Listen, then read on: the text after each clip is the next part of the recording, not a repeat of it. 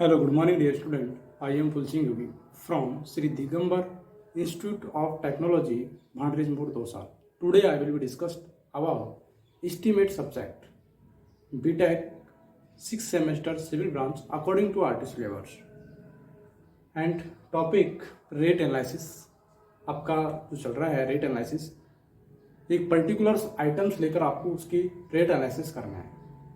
Previous video में आपने देखा था काफ़ी पर्टिकुलर आइटम्स लेकर उनके इंडिविजुअल कौन कौन से उसके अंदर मटेरियल्स लगते हैं, किस टाइप की लेबर्स लगती है, ठीक है। फिर वो रेट एनालिसिस आपने किया था। फिर आपने material and labour cost per 1.5% water charge, 10% contractor profit लगाकर रेट का एनालिसिस किया था। लेकिन आज अपन जो डिस्कस करेंगे वो एक पर्टिकुलर आइटम्स ये लिया है कि earth work in excavation in foundation including filling in terraces up to 30 metre lead and 1.5 metre lift. यानी आपको ये मानना है कि आपको एक्सकेवेशन करना है। एक्सकेवेशन कहाँ पर? फाउंडेशन का अंदर, यानी नीम की खुदाई करनी है, फाउंडेशन की खुदाई करनी है। और ये माना जाता है कि आपके जो नीम की खुदाई कर रहे हैं वो आपकी जो मिट्टी है उसको 30 मीटर से ज़्यादा दूर नहीं और 1.5 मीटर से ज़्यादा लिफ्ट नहीं किया जा रहा।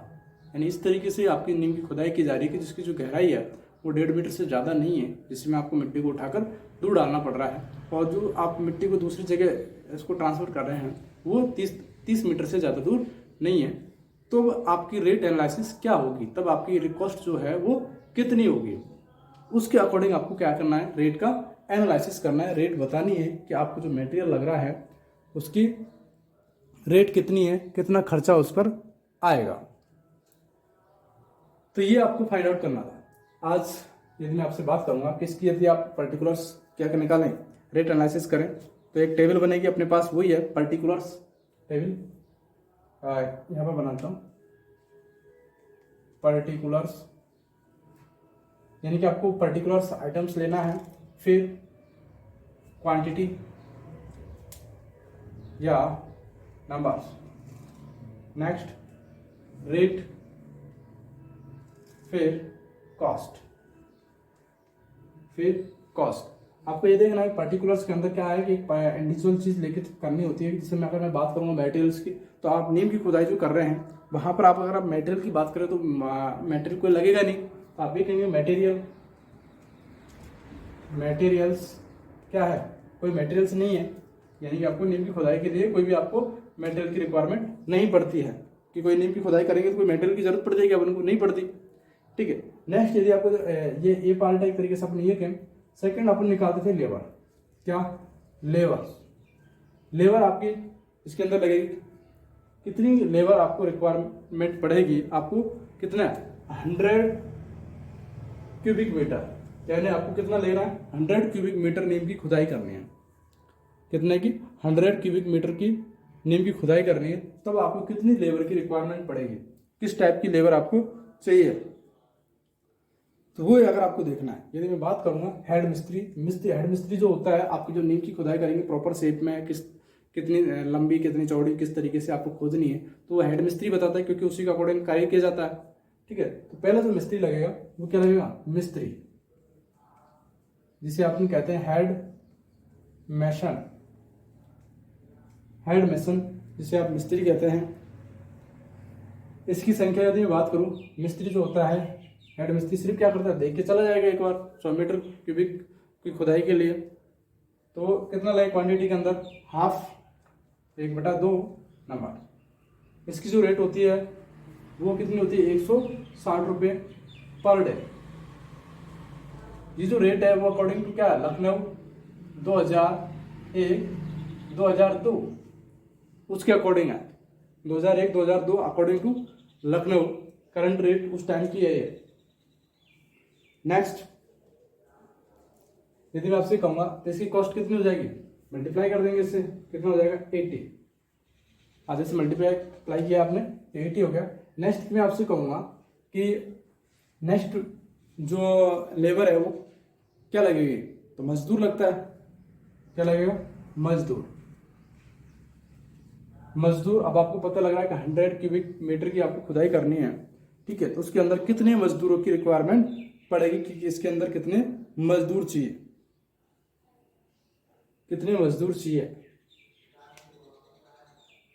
लगभग आपको पता है कि नॉर्मल जो सॉइल है वो 3 मीटर क्यूब करता है एक मजदूर। ऑर्डिनरी सॉइल जो होती है, हार्ड सॉइल है वो 2 करता है, रॉक से तो वो 1 क्यूबिक मीटर की खुदाई करता है। ठीक है, तो उसके अकॉर्डिंग यदि मैं देखूँ मजदूर, तो इसमें 100 के लिए कितना लगा लें, 20 नॉट्स, कितने 20। इनकी जो मजदूर की रेट होती है वो कितनी होती है 80, तो कितना हो जाएगा 8 दूना 16, 1600 80 पर डे। नेक्स्ट कुलीस, जिसे अपन कहते हैं वुमेन या फिर बॉय कुलीस, बॉय और वुमेन,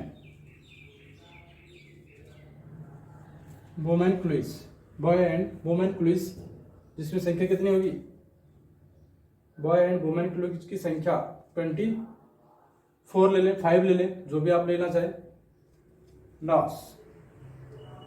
लेकिन इतना होना चाहिए, 20 से ज़्यादा होना चाहिए और 25 के आसपास होना चाहिए। आपको पता है इतना करना है, 1 मीटर क्यूब करेगा तो आपको 3 कर रहा है तो ऑर्डिनरी सॉइल होगी, कुछ हाइड सॉइल भी होगी। ठीक है, तो उसके अकॉर्डिंग आप डिवाइड करके देख सकते हैं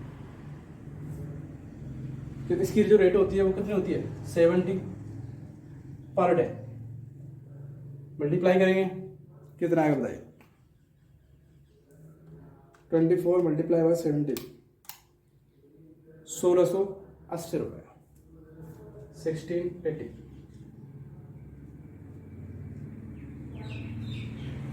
₹1680। नेक्स्ट यदि मैं बात करूं और कौन सी है, बिस्ती चाहिए एक, ठीक है, चाहे आप इसमें से लगा लो, पानी पिलाने वाला बिस्ती, उसकी तो जरूरत पड़ेगी, पानी कौन पिलाएगा, बिस्ती, बिस्ती।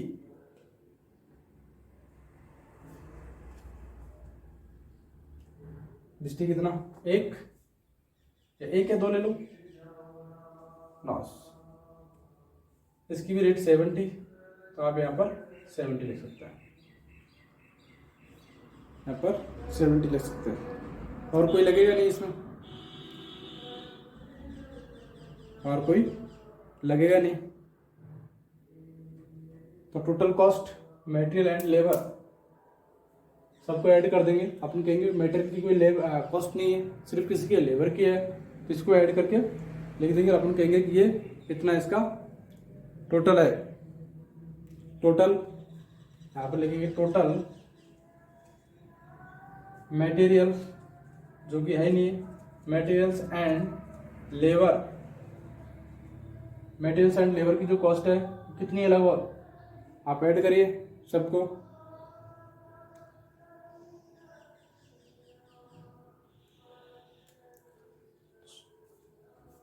3,410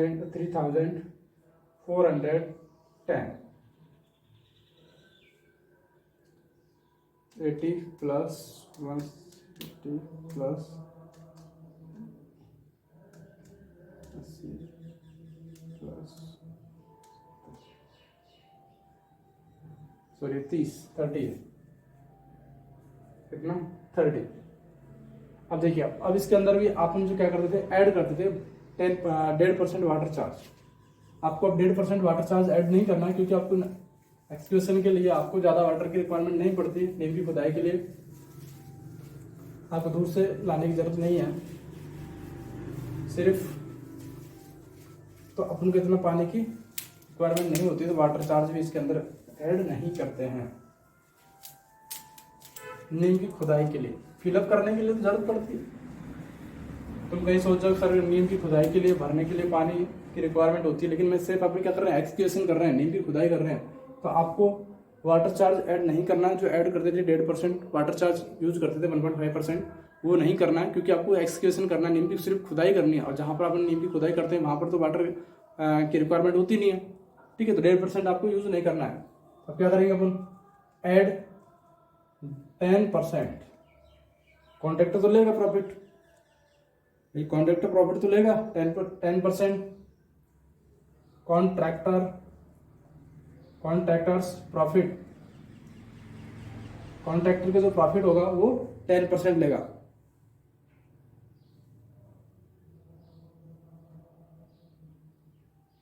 कॉन्ट्रैक्टर जो प्रॉफिट्स है वो 10% कितने पर, इतने पर। तो अपन क्या करेंगे यहाँ पर, इस पर 10% कॉन्ट्रैक्टर प्रॉफिट निकालेंगे। ये आएगा आपके पास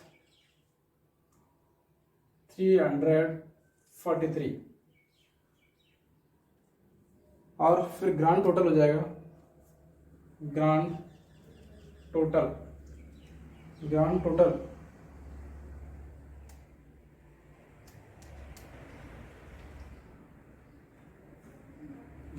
जो होगा वो आएगा आपके पास 3773 ये ग्रांड टोटल है।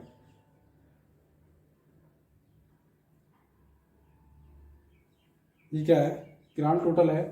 अगर आपसे पहले पूछा गया था किसके लिए, 100 के लिए, तो अपन क्या करेंगे, रेट 100 क्यूबिक मीटर बराबर क्या, RS 73। इस तरीके से आप ये रेट एनालिसिस कर सकते हैं। इस तरीके से आपको क्या करना होता है, रेट एनालिसिस इसकी कर सकते हैं। आप बता सकते हैं कि इसके अंदर इतना खर्चा आएगा। तो ये आपको रेट एनालिसिस करना होता है किसका, एक्सक्यूशन इन फाउंडेशन। इसी प्रकार यदि मैं आपसे ये थोड़ा सा डिस्कस करूंगा फिलिंग के लिए कि यदि आपको मिट्टी फिलअप करनी हो, क्या करना होता है, मिट्टी फिलअप इसके अंदर करनी है, ठीक है। और एक्सक्यूशन किया आपने, उसके बाद यदि आप कहीं पर जगह है नींव के भरने के बाद, ठीक है, तो वहां पर क्या मिट्टी को फिलअप करना होता है, तब भी आपको क्या है कि वाटर चार्ज आपको नहीं लगाना है, क्योंकि वहां पर क्या वाटर चार्ज यूज में नहीं होता। तो अपन जो ऐड कर देते, ऐड 1.5% वाटर चार्ज, तो वहां पर वो वाटर चार्ज फिलअप नहीं होगा। तो सबसे मेन पॉइंट, इंपॉर्टेंट बात यही होती है कि यदि आप कोई भी कंस्ट्रक्शन कर रहे हैं, पर्टिकुलर आइटम्स आपको दे दिया जाएगा, उस पर्टिकुलर आइटम्स में आपको ये देखना है कि कौन सा टाइप का मटेरियल लगेगा।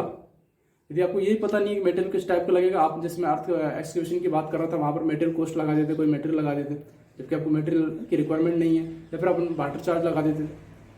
ठीक है, आपके माइंड में ये चल रहा था कि 1.5% वाटर चार्ज यूज करते हैं और 10% कॉन्ट्रैक्टर प्रॉफिट यूज करते हैं, लेकिन क्या करें आप उनको रिक्वायरमेंट ही नहीं है,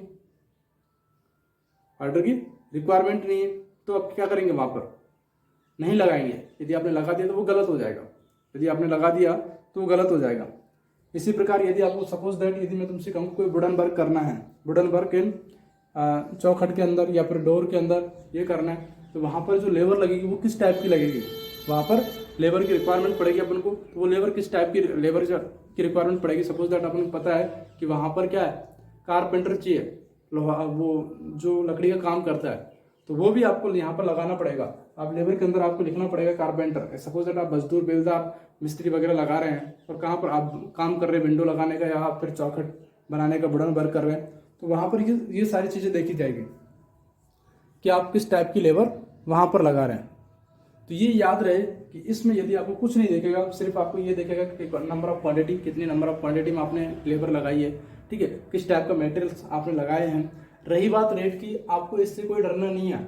आप जिस भी टाइप की आप रेट याद करेंगे वो करिए, ठीक है। चाहे आप ये कह दें कि सर मैंने रेट याद करी लखनऊ 2001-2 के अकॉर्डिंग, तो उसके अकॉर्डिंग एस्टीमेट बनाइए, या फिर 2012 के अकॉर्डिंग एस्टीमेट बनाइए तो उसकी रेट अलग होगी, ठीक है। या फिर आपकी 2020 के अकॉर्डिंग रेट बनाइए, जयपुर की रेट, तो वहां पर आपको ऊपर मेंशन करना है कि इसके अकॉर्डिंग रेट एनालिसिस करना है, ठीक है। ऐसा नहीं है कि आप कोई रेट आपने याद कर ली कि गलत हो जाएगा मेरा एस्टीमेट, ठीक है, क्योंकि आप जब जयन बनेंगे, ठीक है, जहां पर आपको रेट एनालिसिस करनी होगी जब आपको, तो आपका मेथड सही होना चाहिए। मेथड आपको पता होना चाहिए कि इस मेथड से अपन फाइंड आउट करते हैं रेट का क्या, उसके बाद में चेंज होगी है, ठीक है। अलग अलग लोकेशन की बात करेंगे तो वहां पर चेंज होगी। सपोज दैट आपने यहाँ की रेट एनालिसिस करके आपने रेट एनालिसिस किया और आपकी ज्वाइनिंग अगर जैसे जोधपुर है या फिर आपके जम्मू कश्मीर पहुंच गई, उत्तराखंड पहुंच गई, ठीक है, कोई दूसरी जगह अदर कंट्री में पहुंच गई, तो वहां की रेट अलग है, तो वो आपको एक चार्ट दिया जाएगा रेट का, शेड्यूलिंग का, प्रेजेंट टाइम का, उसके अकॉर्डिंग लिखनी होती है। तो इसमें ज़्यादा वेरिएशन नहीं आना चाहिए क्वांटिटी में। बाकी रेट तो जो दी होती है उनके अकॉर्डिंग आपको ये मेंशन करनी होती है, और उससे आपको मेथड सही होना चाहिए किस तरीके से आप फाइंड आउट करेंगे, ठीक है, तो वो सही माना जाता है। अब आपको ये पता नहीं है कि यार किस टाइप का ये पर्टिकुलर जो वर्क कर रहे हैं उसमें किस टाइप की लेबर लग रही है, ठीक है, तो वो गलत होता है। बाकी आपका जो रेट है और क्वांटिटी है उसमें कोई फर्क नहीं आएगा, तो वो गलत नहीं होता, वो सही होता है। आपका मेथड सही होना चाहिए, जिससे आपको पता होना चाहिए कि इसके अंदर ये पर्टिकुलर आइटम्स में ये आप फाइंड आउट करेंगे तो इसके लिए इतनी ये कॉस्ट आएगी। आई होप आपको वीडियो पसंद आया होगा और आपके समझ में भी आया होगा। बाकी अपन नेक्स्ट क्लास के अंदर चर्चा करेंगे एक पर्टिकुलर आइटम्स लेकर। रेट का ध्यान रहे कि रेट आपका ये सोच रहे हो कम रेट है तो आपको ये according to Lucknow current rate 2001 और 2 के अकॉर्डिंग आपको मैंने मेंशन किया है, उसके अकॉर्डिंग है।